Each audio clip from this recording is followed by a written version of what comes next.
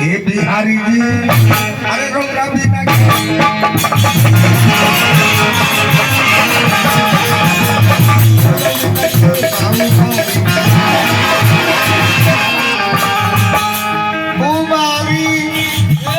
रौरे बताई के बाबू बारी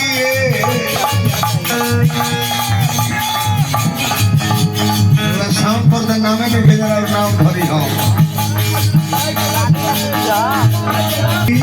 बिना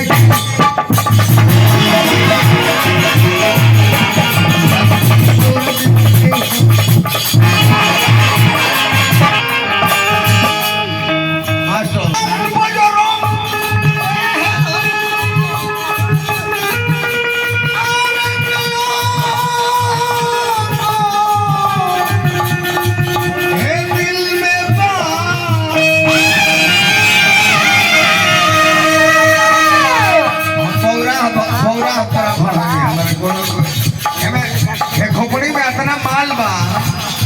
कब कौन निकल जाए गारंटी नहीं सील्ड के अब इच्छा नहीं है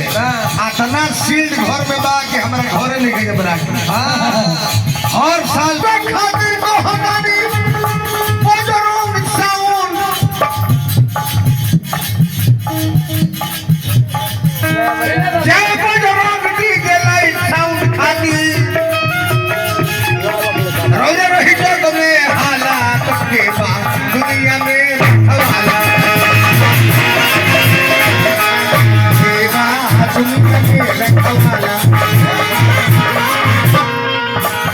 लेकिन ये बात कहाँ के बाद इधर स्वागत करिए हम मोड़ की बहुत मुना जी देखो बाबा आज भर के मार छागो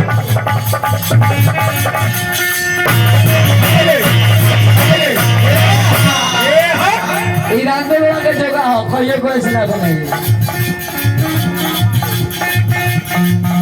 भैया हई गेल बास के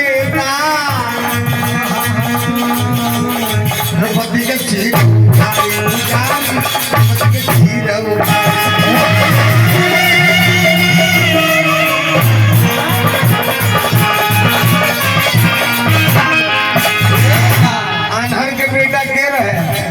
दुर्योधन द्रौपदी के कहत रहे कि रे तू सासुर रे कहाँ गइल है खींच लियो साड़ी खींच देख के हंसत रही है 75 एकरा के लौंग पे कर एकरा के लौंग कर के हमारा जान पर कोई खाओ ले आओ अरे कहना कहने दुर्योधन कहता द्रौपदी से दुर्योधन कहता द्रौपदी से ना दुशासन से ये मुझे कहो बेटा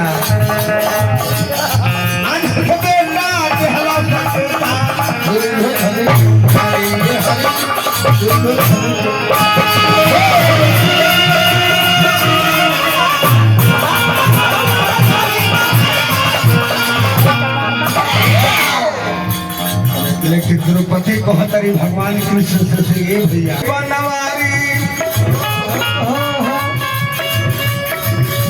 लौन अपना मोहिनी के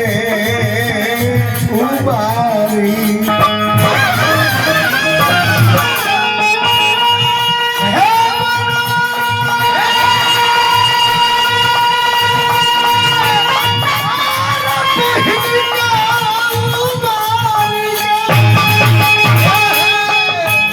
मोना जी के ना बनाना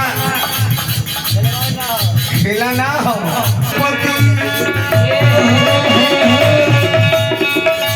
आज ढेर भइल बारे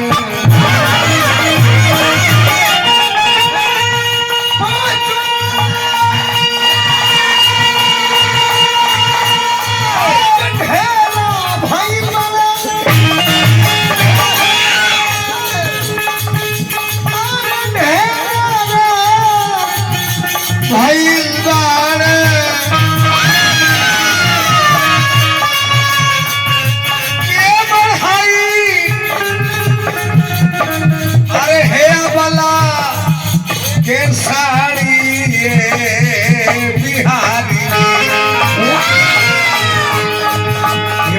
देगी